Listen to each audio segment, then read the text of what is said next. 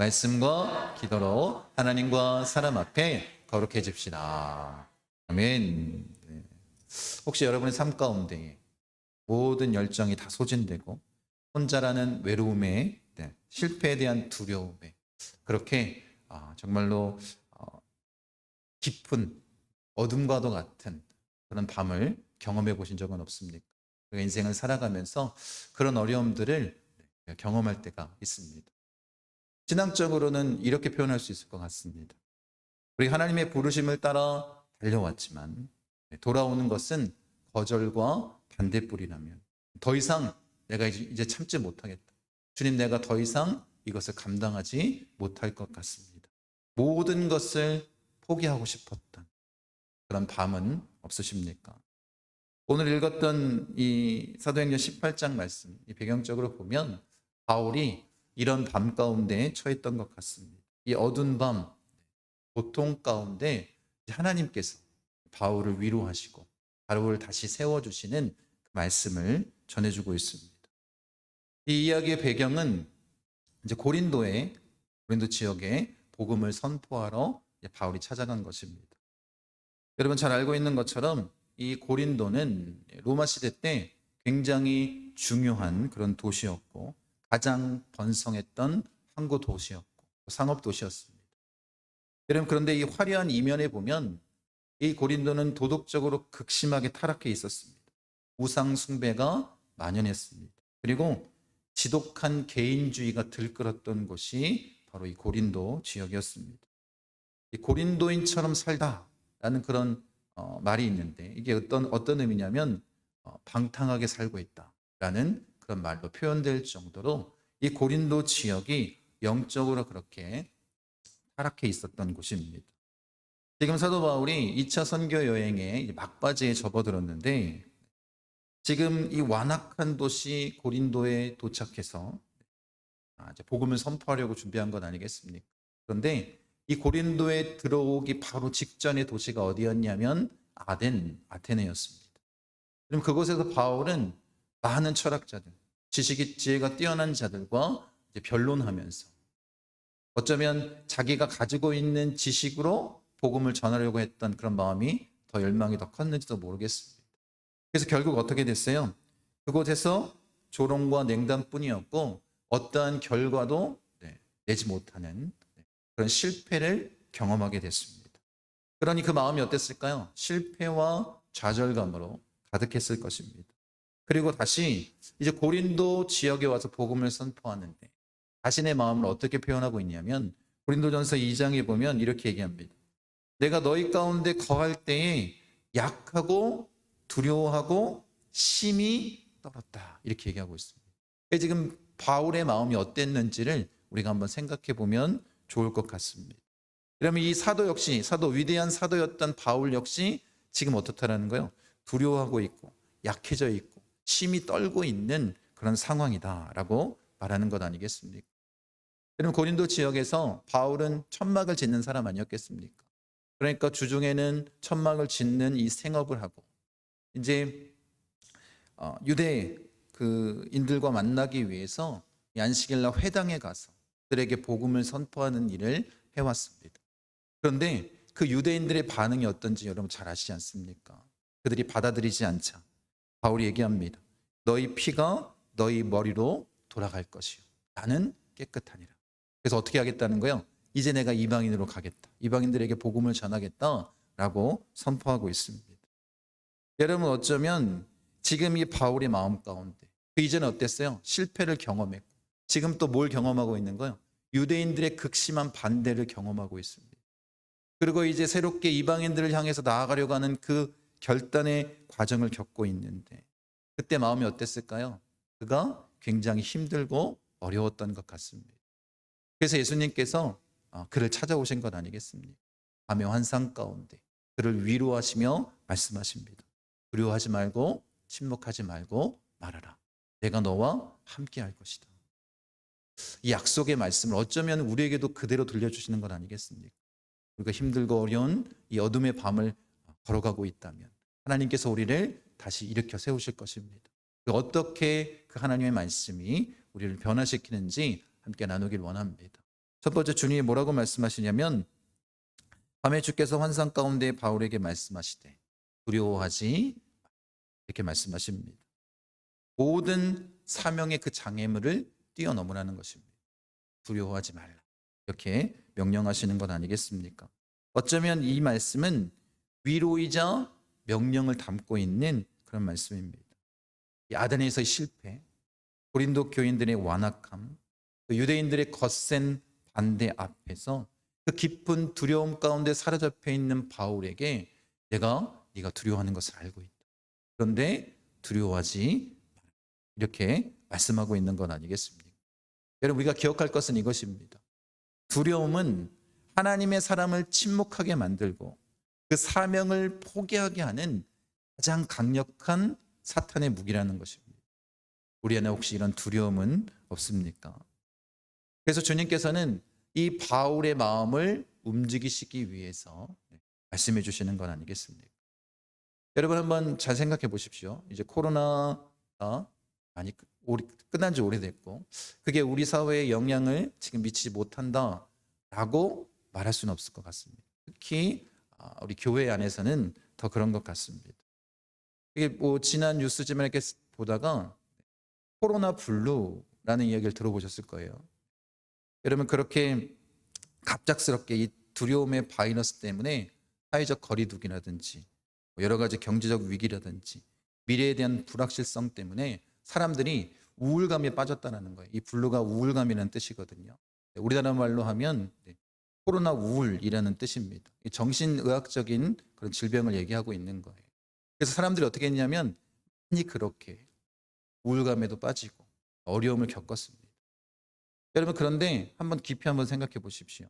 이 코로나19 때문에 이 한국 교회에 굉장히 큰 위기가 찾아왔습니다. 여러분 예배하는데 어때요? 함께 모이는 그 장소를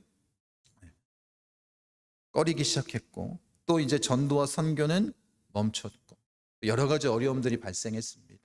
이제 복음을 전하러 나아가는 것도 어려워지고 또 교회로 초청하는 것도 어려워지고 신앙을 온전히 세워나가는 데에 어려움이 생긴 건 아니겠습니까?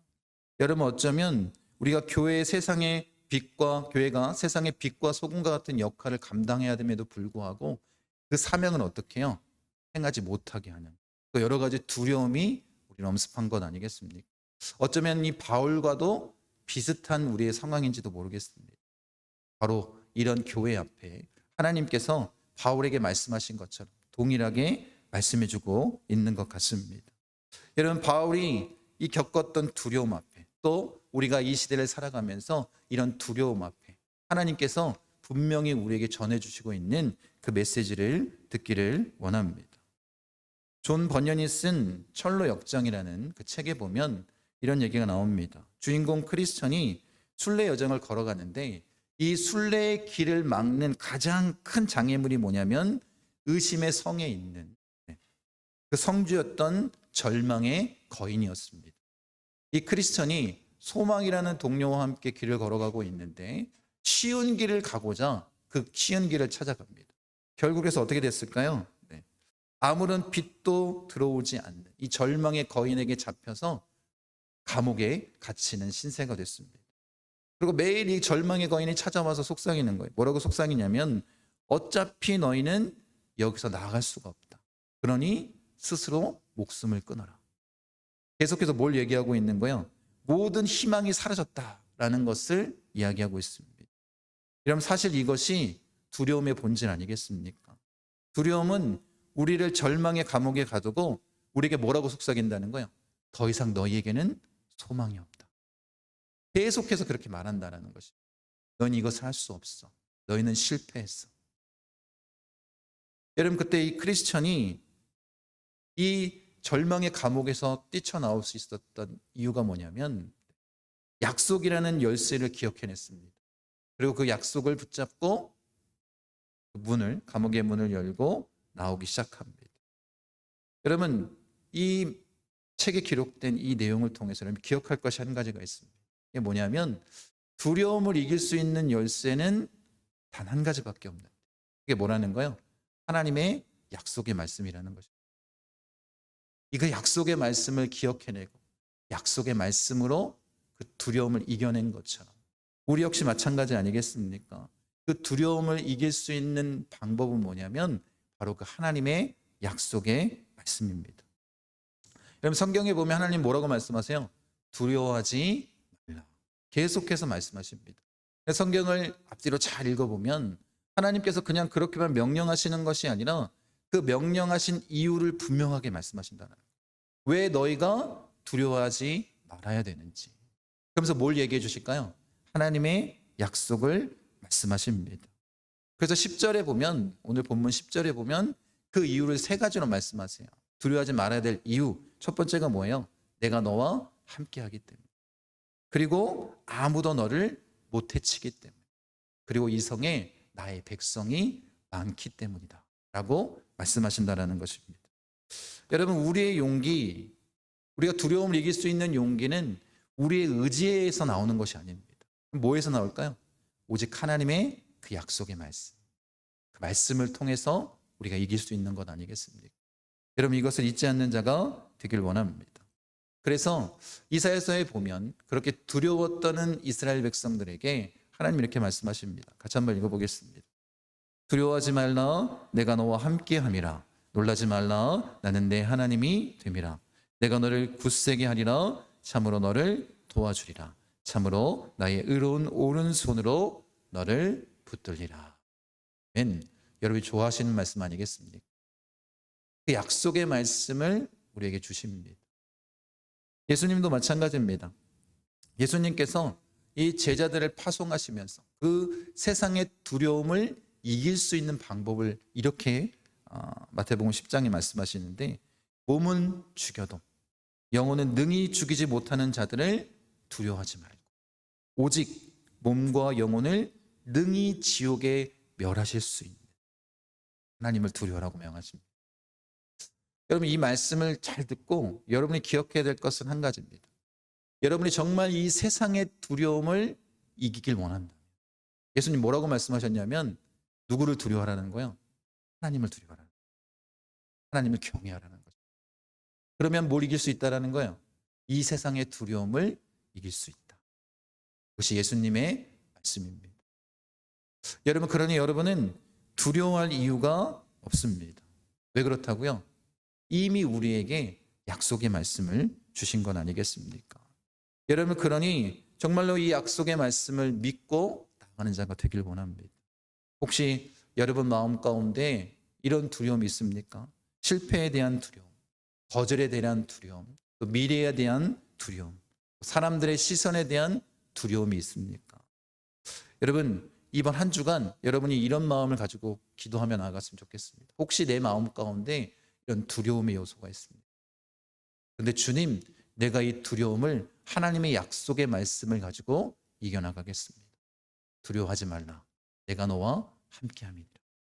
여러분에게 주셨던 그 약속의 말씀을 붙잡고 승리하는 삶을 살아가는 자들이 되기를 원합니다. 두 번째, 뭐라고 얘기하셨냐면 침묵하지 말고 말하라. 이렇게 말씀하십니다. 두려움을 이긴 자에게 주시는 하나님의 명령은 뭐냐면 이제 행동으로 나아가라는 거예요. 두려움을 이겼으니 침묵하지 말고 말하라. 이렇게 명하십니다.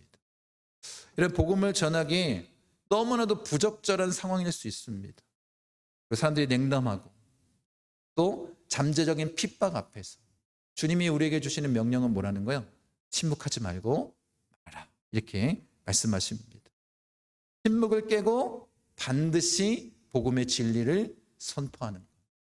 두려움을 이긴 자들이 행해야 될 일 아니겠습니까? 그러면 사명자의 본질이 뭐예요? 침묵하는 것이 아니라 주의 복음을 선포하는 것입니다. 이것을 우리가 잊지 않았으면 좋겠습니다.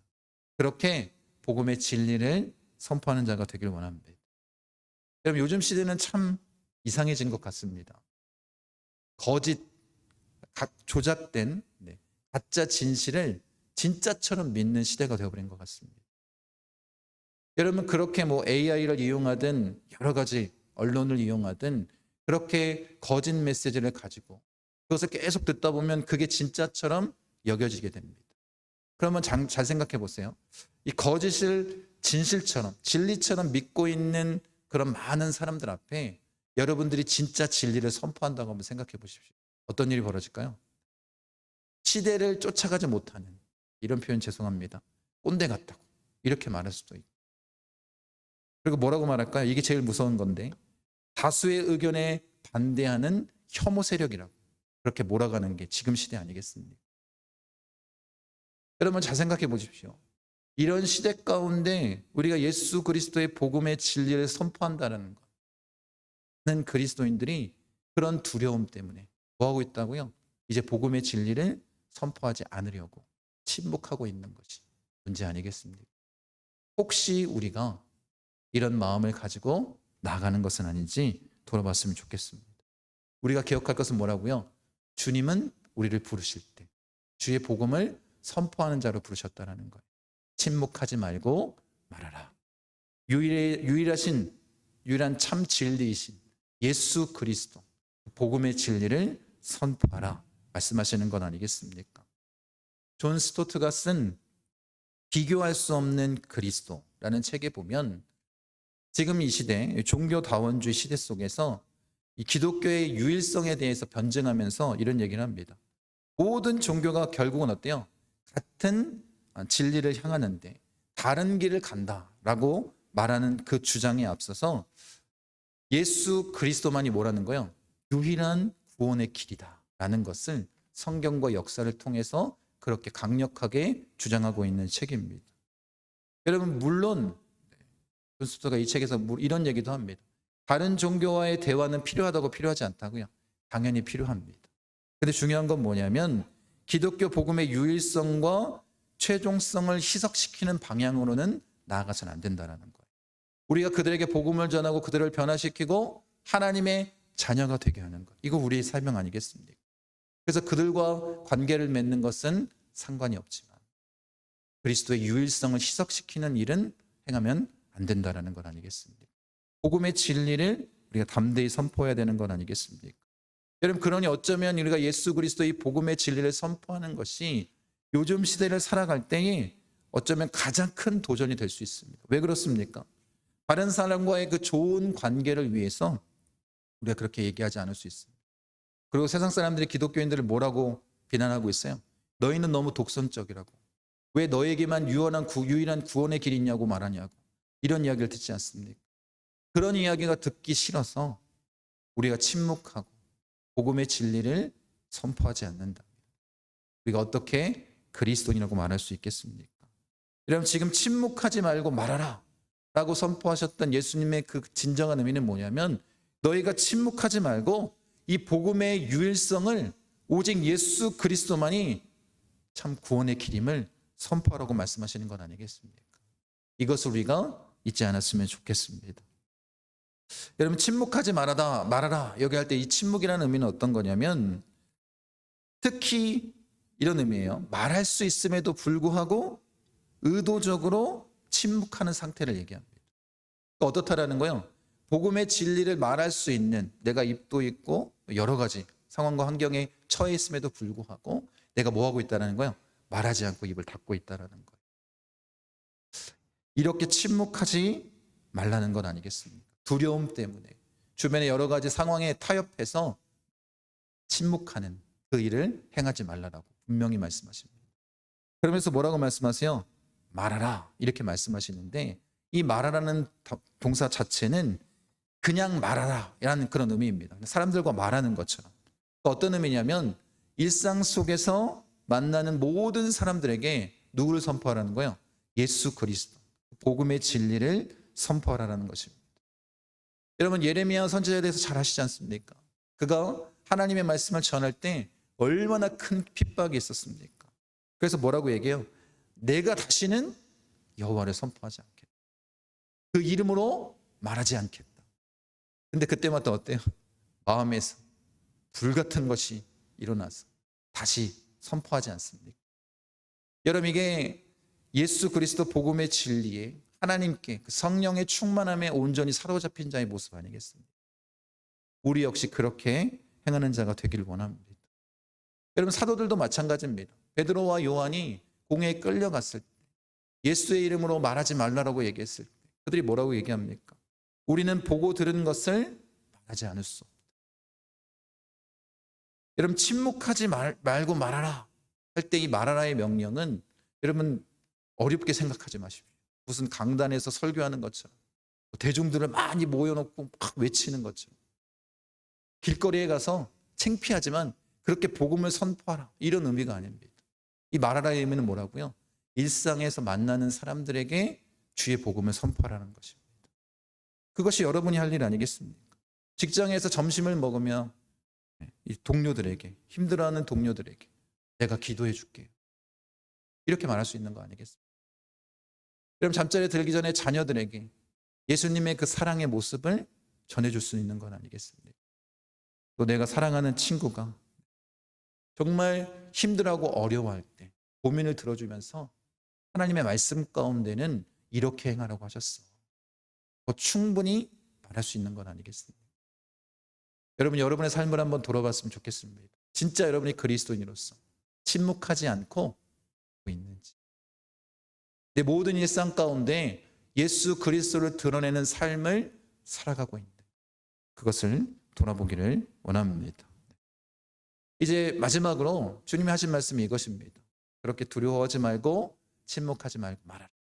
그리고 이렇게 할 수 있는 그 능력을 주시고 또 그것을 행할 수 있도록 하신 분명한 이유를 이렇게 말씀하십니다. 우리 18장 10절 말씀 같이 한번 읽겠습니다. 내가 너와 함께 있음에 어떤 사람도 너를 대적하여 괴롭게 할 자가 없을 것이니 이는 이 성 중에 내 백성이 많음이라 하시더라. 두려워하지 말고 또 침묵하지 말고 말하라 명령하시는 이유에 주님께서 주신 그 하나님의 약속의 말씀이 무엇입니까? 첫 번째가 뭐예요? 내가 너와 함께 있다. 그러므로 아무도 너를 해칠 수가 없다. 그리고 이 성에 나의 백성이 있다 라고 말씀하십니다. 여러분 바울에게 뭘 주신 거예요? 너의 이 복음을 선포하는 그 싸움은 외로운 싸움도 아니고 고독한 싸움도 아니고 누가 함께 하신다고요? 주님이 함께 하시는 거라. 그리고 주의 백성이 라고 말씀해 주십니다. 여러분 우리가 성경이라든지 우리 기독교의 역사를 보면 위기의 순간에 굉장히 어려운 그 상황 가운데 주의 복음을 담대히 선포할 사람들을 하나님께서는 항상 남겨두셨습니다. 그럼 잘 아시지 않습니까? 성경에 있는 모든 인물들이 그 일을 감당한 건 아니겠습니까? 여러분 로마 제국의 핍박 가운데서도 그렇습니다. 중세시대의 그 암흑기 속에서도 그렇습니다. 지금도 그런 건 아니겠습니까? 누군가 분명히 하나님께서 세워놓으신 그 한 사람을 통해서 계속해서 복음의 진리가 선포되어지고 이어가는 건 아니겠습니까? 그 놀라운 역사를 주님께서 행하십니다. 그래서 주님께서 바울에게 뭐라고 말씀하셨다고요? 이 성중에 내 백성이 이런 바울에게 이 영적인 위기 가운데 참된 용기를 심어주는 말씀 아니겠습니까? 너는 더 이상 혼자가 아니다. 이미 준비된 자들이 있다. 그들과 함께 그 사명을 감당하라 라고 말씀하시는 건 아니겠습니까? 그러니 우리가 어떻게 할 수 있어요? 낙심하지 않고 담대히 선포할 수 있는 것. 여러분이 그 어떤 자리에 있든지 이 약속의 말씀을 기억하십시오. 내가 복음을 선포하는 그 순간 지금 나는 혼자 외치는 것 같지만 그곳에 어떤 사람이 있다라는 거예요? 하나님의 백성들이 있다라는 거예요. 나와 함께 할 사람들이 있다라는 거예요. 이런 확신이 있다면 여러분이 침묵하겠습니까? 아니면 침묵하지 않고 말하시겠습니까? 그건 우리가 결단해야 되는 건 아니겠습니까? 여러분 주님이 주셨던 이 약속의 핵심이 뭐예요? 하나님이 우리와 함께 하신다. 임마누엘 아니겠습니까? 내가 너와 함께 있음에.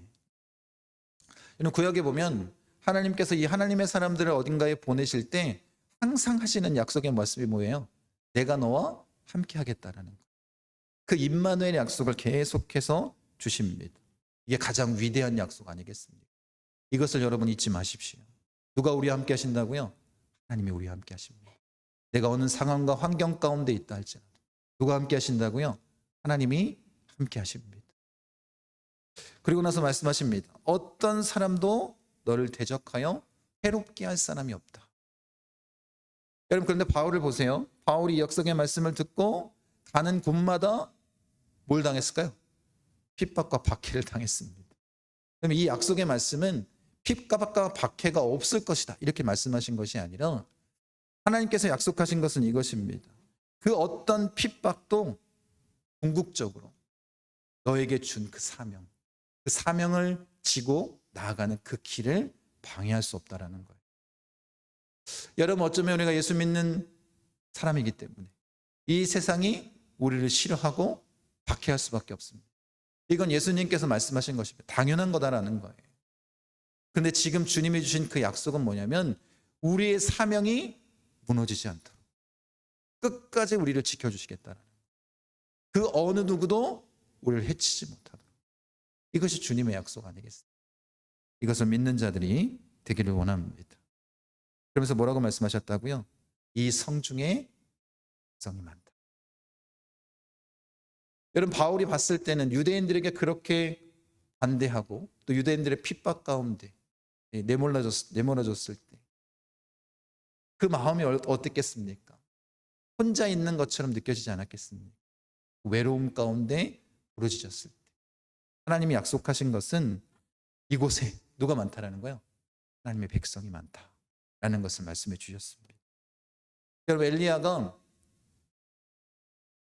우상들과 싸운 이후에 이세벨에게 쫓겨서 로뎀나무 안에서 절망하며 죽기를 간구합니다. 그때 기도한 내용의 핵심이 뭐냐면 오직 나만 남았거든, 이렇게 얘기합니다. 여러분, 이게 지금 이 엘리야의 마음을 무너뜨린 거예요. 오직 나만 남았습니다. 나 혼자만 이 일을 감당하고 있습니다. 그래 얼마나 두렵고 힘들고 어렵겠습니까? 어쩌면 우리에게도 이런 마음이 들 때가 있습니다. 그때 주님이 주신 약속의 말씀이 뭐예요? 내가 이스라엘 가운데 몇 명을 남겨두셨대요? 7,000명을 남겨두셨어요. 숫자도 어떻게 해요? 명확하게 말씀해 주십니다. 많이 있다, 이런 게 아니라 그 숫자까지 명확하게 얘기해 주십니다. 그래서 어떻게 해요? 이 엘리야를 다시 일으켜 세우시지 않습니다. 침묵하지 말고 내가 너와 함께 있다. 어느 누구도 너를 해할 수 없다. 이곳에 7,000명이나 나의 백성이 있다. 여러분, 이 약속의 말씀을 지금 우리에게도 계속해서 주시는 건 아니겠습니까? 혹시 나 혼자 있는 것 같고 이런 어둠의 밤 가운데, 두려움 가운데, 좌절과 절망 가운데 여러분 그렇게 무릎 꿇고 있다면, 엎드려져 있다면 지금 이 시간 주님이 찾아오셔서 분명히 말씀하실 것입니다. 그 음성에 귀 기울이는 자가 되기를 원합니다. 여러분, 그렇게 주 앞에 나아갈 때에 하나님께서 어떻게 우리를 사용하실지 기대하는 자가 되기를 원합니다. 여러분, 바울은 가장 연약한 그 순간, 깊고 어두운 그 밤에 누가 찾아왔어요? 하나님이 찾아오시고 환상 가운데 말씀해 주셨습니다. 그럼 바울에게만 그렇게 하시겠습니까? 오늘 우리에게도 동일하게 말씀하십니다. 우리의 두려움을 아시기에 두려워하지 말라라고 말씀하시지 않겠습니까? 그리고 우리가 주의 복음을 선포하는 것이 아니라 두려움 가운데 침묵하고 있었기에 침묵하지 말고 말하라 명하실 것입니다. 그리고 이제 우리의 그 외로움, 연약함을 다 아시는 주님께서 뭐라고 말씀하신다고요? 내가 너와 함께 있다. 아무도 너를 해칠 수 없다. 그리고 내가 이곳에 바로 나의 백성들을 세워두었다 라고 말씀하시지 않겠습니까? 그 음성을 듣는 자가 되기를 원합니다. 여러분, 그래서 이 음성을 듣고 바울이 어떤 일을 행했는지 11절에 뭐라고 얘기하고 있냐면 이 고린도 지역에 1년 6개월간 머물며 하나님의 말씀을 전하지 않습니다. 그리고 이곳에서 가장 위대한 하나님의 복음의 메시지가 담겨 있는 로마서를 기록한 거 아니겠습니까? 여러분, 이것이 하나님의 약속의 말씀을 믿고 일어선 자가 행할 수 있는 능력 아니겠습니까? 여러분도 마찬가지입니다. 여러분, 그 자리에 침묵하고 앉아 계십니까? 아니면 그 하나님의 약속의 말씀을 붙잡고 일어나서 하나님의 놀라운 능력을 나타내시는 자가 되겠습니까? 여러분 이것을 기억했으면 좋겠습니다. 어쩌면 우리도 바울이 이 고린도에서 느꼈던, 우리에게 어쩌면 이런 고린도와 같은 어려움이 있는 건 아닙니까? 그럴 때 주님의 약속의 말씀을 붙잡길 원합니다. 우리의 가정이, 우리의 직장이, 내가 섬기는 그 공동체가 마치 이 고린도처럼 나에게 어려움으로 다가오고 외로움으로 다가오고 두려움으로 다가오고 있습니다. 그때 여러분 하나님의 약속의 말씀을 믿으십시오. 뭐라고 말씀하신다고요? 내가 너와 함께한다. 아무도 너를 해칠 수 없어. 그리고 이곳에 이렇게 표현하겠습니다. 네 편이 많다. 하나님의 백성이 많다. 여러분의 그런 모습으로 우리가 서기를 원합니다. 우리 목포순복음 중앙교회가 이렇게 성장했으면 좋겠습니다. 침묵하지 않고 말하는 자들이 되기를 원합니다. 끝까지 주의 사명 감당하면서 여러분 주변에 있는 사람들을 변화시키는 참된 그리스도의 사명을 잘 감당하신 분들 되시기를 간절히 축원드립니다.